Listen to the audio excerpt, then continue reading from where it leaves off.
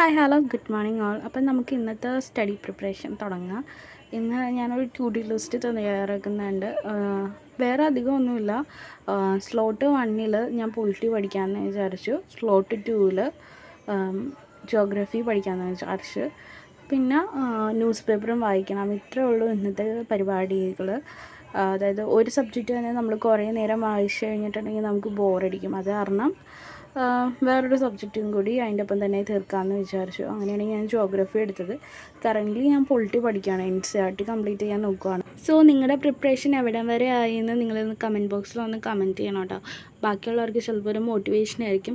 So first തന്നെ ഞാൻ പത്രം വായിക്കാമെന്ന് വിചാരിച്ചു. ഹിന്ദുവാണ് ഞാനിവിടെ വായിക്കുന്നത്.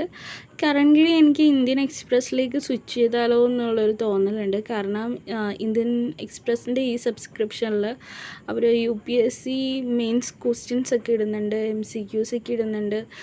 സോ ഇന്ത്യൻ എക്സ്പ്രസ് എനിക്ക് വായിച്ചാൽ കൊള്ളാവുന്നുണ്ട്. സോ പക്ഷേ ഫിസിക്കലായിട്ട് പത്രം വരുത്താൻ പറ്റത്തില്ല. ഇവിടെ ഞാൻ അന്വേഷിച്ചപ്പോൾ അങ്ങനെ പത്രം ഇവിടെ ഇടുന്നില്ല എന്നറിഞ്ഞത് ഇന്ത്യൻ എക്സ്പ്രസ്സിൻ്റെ.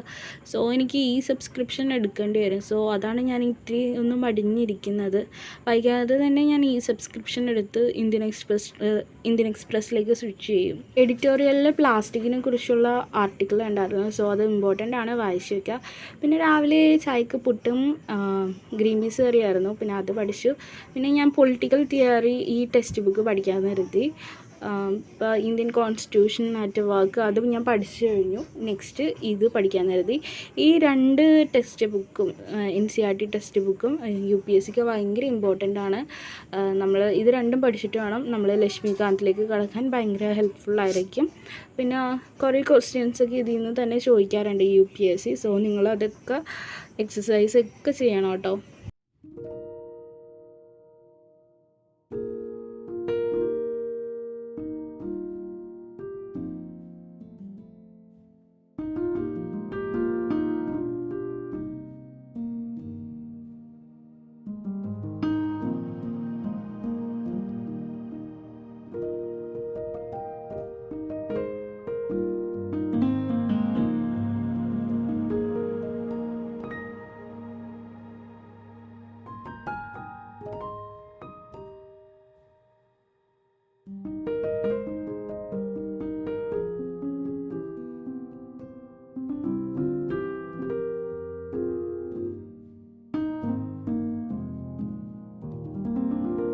പഠിച്ചുകൊണ്ടിരിക്കുന്നതിൻ്റെ ഇടയ്ക്ക് എനിക്ക് മീഷോന്നൊരു കൊറിയർ വന്നിട്ടുണ്ടായിരുന്നു. അപ്പോൾ അത് അൺബോക്സ് ചെയ്ത് നോക്കണേ.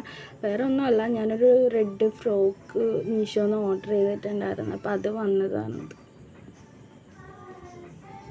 കുഴപ്പമൊന്നുമില്ല, ഡാമേജ് ഒന്നും ഉണ്ടായിരുന്നില്ല. എനിക്കിഷ്ടമായി. നല്ല കളറ്, എനിക്ക് ഇങ്ങനത്തെ റെഡ് കളറ്, വിജൃംഭിച്ച കളറൊക്കെ ഭയങ്കര ഇഷ്ടമാണ്. അത് കഴിഞ്ഞിട്ട് ഞാൻ വീണ്ടും പഠിക്കാനിരുന്നു. സെയിം സബ്ജക്റ്റ് തന്നെ, തീർന്നിട്ടില്ല. പഠിച്ചുകൊണ്ടിരിക്കുന്നതിൻ്റെ ഇടയ്ക്കാണ് കൊറിയറുകാരൻ വന്നത്.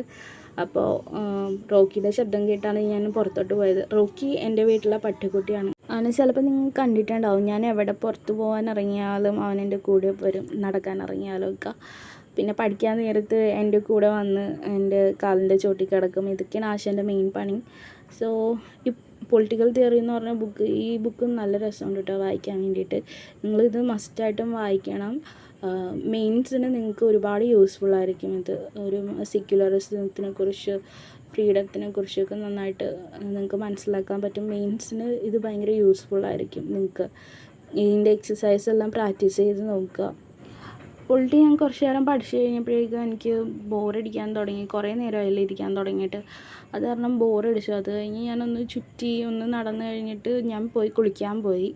കുളിച്ച് ഫുഡൊക്കെ കഴിച്ചിട്ടാണ് വന്നത്. തിരിച്ച് പൊളിറ്റി തന്നെ പഠിക്കാനിരുന്ന്. ഇന്നത് കുറച്ചെങ്കിലും കംപ്ലീറ്റ് ചെയ്യണം. ഇന്നൊരു ഹാഫ് പോർഷനോളം ഇത് കംപ്ലീറ്റ് ആക്കിയാലാണ് ശരിയാവുള്ളൂ. നാളെ ഇത് തീരത്തുള്ളൂ.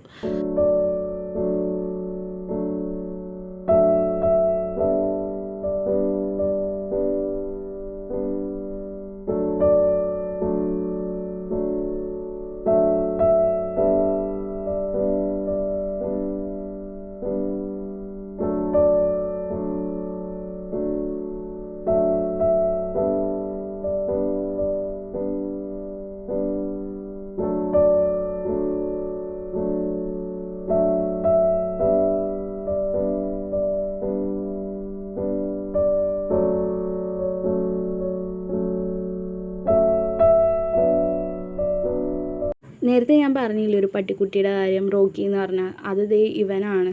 ഞാൻ പഠിക്കാൻ നേരത്തെ എൻ്റെ കൂടെ ഇരിക്കലാണ് ആശാൻ്റെ മെയിൻ പണി. അപ്പോൾ പുറത്തു കൂടി ആരോ പോയി നടന്ന്. സോ ആരുടെ അതൊന്നും പറഞ്ഞ് നോക്കണത്. അവൻ്റെ ജോലി എന്ന് പറഞ്ഞിട്ടുണ്ടെങ്കിൽ എൻ്റെ പേപ്പർ എടുത്തുകൊണ്ട് വരാം, അതാണ് അവൻ്റെ മെയിൻ ജോലി. അത് കഴിഞ്ഞിട്ട് അവൻ്റെ ടൈം പാസ് എന്ന് പറഞ്ഞിട്ടുണ്ടെങ്കിൽ ഈ വീട്ടിലേക്ക് വന്ന എല്ലാ പൂച്ചകളുടെയും മെക്കിട്ടേക്ക് കയറുക, എന്നിട്ട് അതിൻ്റെ കയ്യിൽ നിന്ന് 4 വാങ്ങിക്കുക, അതാണ് അവൻ്റെ മെയിൻ ജോലി. അത് കഴിഞ്ഞിട്ട് ഞാൻ കുറച്ച് നേരം കൂടി പഠിക്കാനായിരുന്നു. അപ്പോൾ ഒന്നും കൂടി ഇരുട്ടി. അപ്പോൾ ഇവൻ എന്നെ പിടിച്ച് വലിക്കുന്നുണ്ടായിരുന്നു എൻ്റെ ഡ്രസ്സിൽ പിടിച്ചിട്ട്. വാ ചേച്ചി പഠിച്ചത് മതി, നമുക്ക് നടക്കാൻ പോയിട്ട് വരാമെന്ന് പറഞ്ഞിട്ട് എന്നെ വലിച്ചുകൊണ്ടിരിക്കുകയായിരുന്നു. കാരണം ഞങ്ങൾ ഈ ടൈമിൽ എപ്പോഴും നടക്കാൻ പോകാറുണ്ട്. അങ്ങനെ ഞാനും അവനും കൂടി നടക്കാൻ പോയി. ഇതാണ് ഞങ്ങളുടെ വീട്ടിലേക്കുള്ള വഴി. അവിടെ മാമൻ കുറേ ചെടികളൊക്കെ നട്ടു വെച്ചിട്ടുണ്ട്. മാമനും അമ്മായിയും കൂടി നട്ടു വെച്ചാൽ കേട്ടോ. ഞങ്ങൾ 3 വീട്ടുകാരാണ് ഉള്ളത്. എൻ്റെ 2 മാമന്മാർ അപ്പുറത്തെ വീട്ടിലുണ്ട്. സോ മാമൻ കൊണ്ടുവന്നതാണ് ഇവന.